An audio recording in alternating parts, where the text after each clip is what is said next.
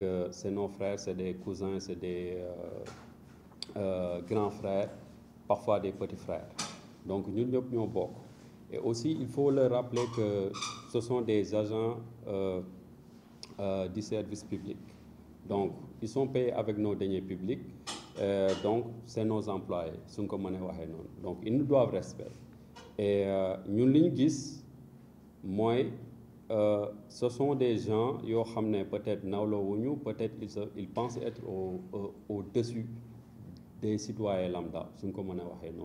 Alors que ce sont ces citoyens-là qui payent leur salaire. Depuis le premier, on reçoit des demandes d'assistance diverses. C'est leurs frères et sœurs qui sont emprisonnés.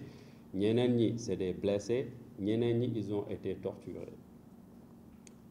Je vais prendre le cas de Bounama. C'est un étudiant qui habite Yambol. Il a été interpellé le jeudi. En rentrant, Binkei Diap, Darajotou. Bimigène, il est ressorti avec des blessures, jusqu'à un risque d'amputation. S'il n'a pas été assisté, là, Bimigène, il ne pouvait pas marcher, il ne pouvait même pas parler. Et l'état Mougène, moi, je Amnesty Diap. Donc, on a essayé de les contacter. Après, nous avons envoyé un avocat. Mais Bimigène, déjà, au niveau psychologique, il était très faible. Il ne pouvait pas marcher, donc ça veut dire que quelque chose s'est passé là-bas. Et Bimi Dougou, il est ressorti avec des blessures, il dit qu'il a été transporté à l'hôpital, mais papier il a été suivi. Donc là, moi, je suis senti à la mais quand même, il y a des séquelles moo ngi koy topp donc ni ñu amee kaaw Bounama noonu lañ amee yeneen cas yu bëri boobu ba léegi am na ñoo xam ne ils avaient même peur de rester chez eux donc loolu mooy wane ne situation bi dafa grave parce que être un citoyen sénégalais yow tu es blessé nga ragal dem hôpital être citoyen sénégalais nga ragal fanaan sa kër. Donc, ces mêmes citoyens sénégalais, normalement, sont des extérieurs, nous les faisons grave parce que c'est une on les traite comme des animaux. Donc, le premier, aussi nos frères, les forces de l'ordre, nous avons le cas de Bounama, nous avons le cas de Vieux Latir. Il habite à Bentali.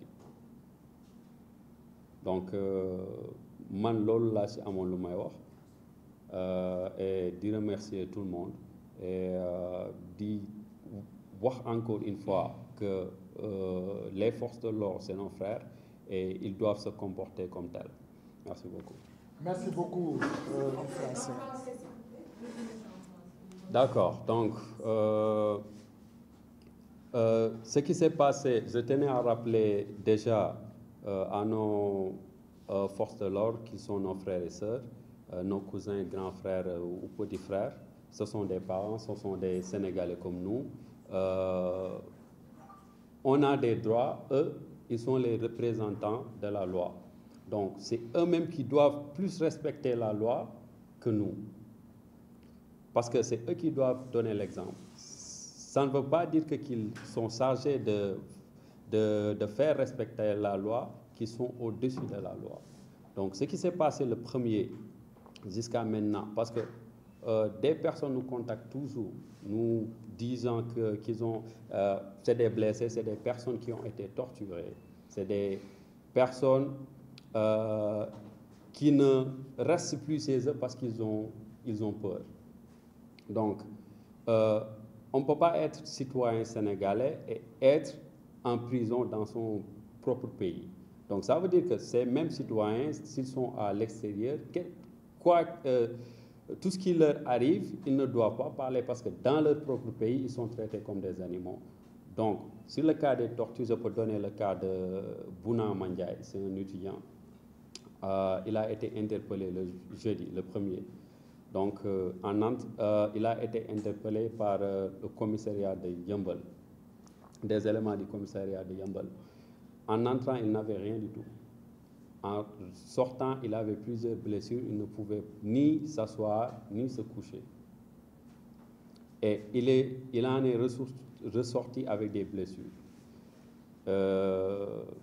On a dépassé, bon, alhamdoulilah, il y avait risque d'amputation, mais ces blessures ont été prises en charge. Donc, comme on a le cas de Bounama, on a aussi le cas de Vieux-Latir, on a aussi le cas de Omar Bodian, ainsi de suite, ainsi de suite. Donc, normalement, Bounama devait être là, mais il est parti signer. Donc, il est sous contrôle judiciaire.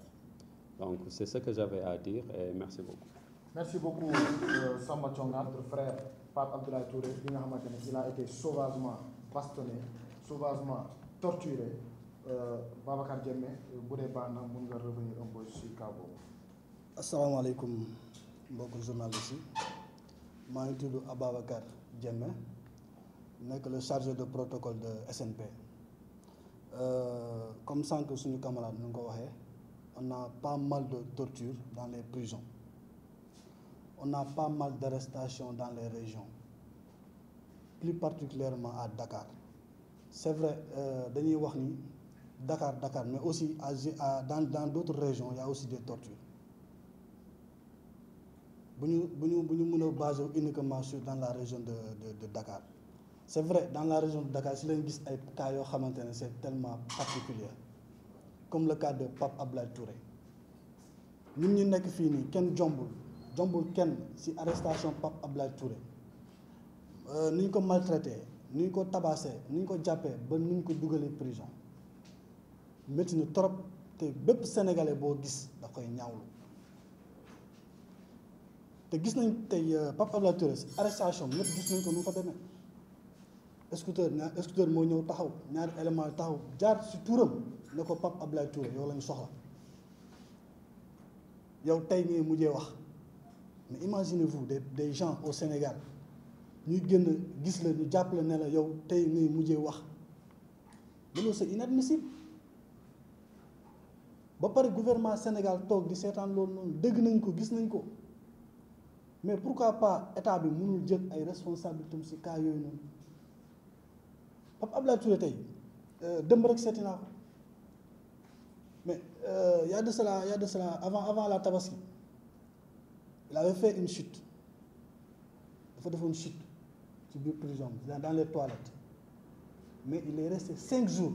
balaa ñu koy jël balaa ñu koy amal daaw mi am prise en charge médicale 5 jours est-ce que loolu c'est normal les gars c'est pas du tout normal c'est comme si ay mala ñoo nekk ci prison yi ce ne sont pas des personnes mais comment un gouvernement ne peut pas avoir un sentiment aussi responsable envers ses prisonniers Pape Abdoulaye Touré lu mu nekk dund c'est tellement difficile temps yi passé ils ont même dañoo génne plaque yi ñu ko tegoon pour montrer aux gens que ni Pape Abdoulaye Touré va très bien mais c'est faux, c'est archi faux. Pape Abdoulaye Touré ne va pas Pape Abdoulaye Touré va très mal. plaque yi dañ ko génne uniquement pour wax ni parce que CPI gis nañu travail bi ñu def image yi gis nañ ko léegi ñoom pour démentir cela pour ne ni il va torture ñu ko il va falloir ñu génnee plaque yi si moom.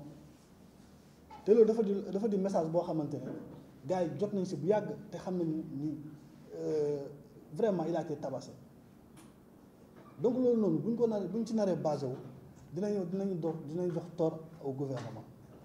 Maintenant Pape Abdoulaye Touré dëmb wax nañu carrément nañu on va continuer le combat parce qu'il le disait même dans ses émissions ñu dóor ñu saaga ñu wax ñu leen neex ñu tëj ñu mais cela ne va pas arrêter le combat va continuer donc ce combat là va continuer ñu jàpp ñu bañ ñoo jàpp ñu dóor ñu bañ ñoo dóor le combat va continuer. Le cas de Pape Abdoulaye Touré il faut tamit gars yi di si wax surtout vous la presse parce que c'est un cas boo xamante ne wax ma moo gën a métti mais dafa di cas boo xamante ne dafa gën a fës au niveau international sax gars yi jox nañu si ay vidéo te xam nañu bu baax ki ko def xam nañu bu baax de mais nous sommes là bés bu xamante ne yàlla bu suba la sàkk dinañ génne wax carrément ni kii ak ñoo nekk derrière tout ça te bu boobaa bu soobee yàlla nañ ci taxaw surtout waa Sénégal notre priorité SNP nañ ci taxaw avec des pieds fermes ndax loolu noonu du lu ñuy seetaan tey du lu ñuy seetaan ëllëg c'est tellement parce que ça va se répéter lii bu ñu ko seetaanee ça va continuer parce que ça fait objet aussi de notre tournée bu ñuy waajal jamono ji nii dans l'étendue du territoire sénégalais parce que on a constaté que ni comme ni ma ko waxee sànq ni dañoo basé uniquement sur la région de Ziguinchor mais sur la région de Dakar mais dans les régions aussi il y a aussi des bavures policières en pagaille ñun dañuy toog ñuy woo ñu nañu diw am na ordonnance bu génn mais gars yi nanguñu ko joxe pour quelle raison da ngay dem di seeti détenu ñu génn ñu ne la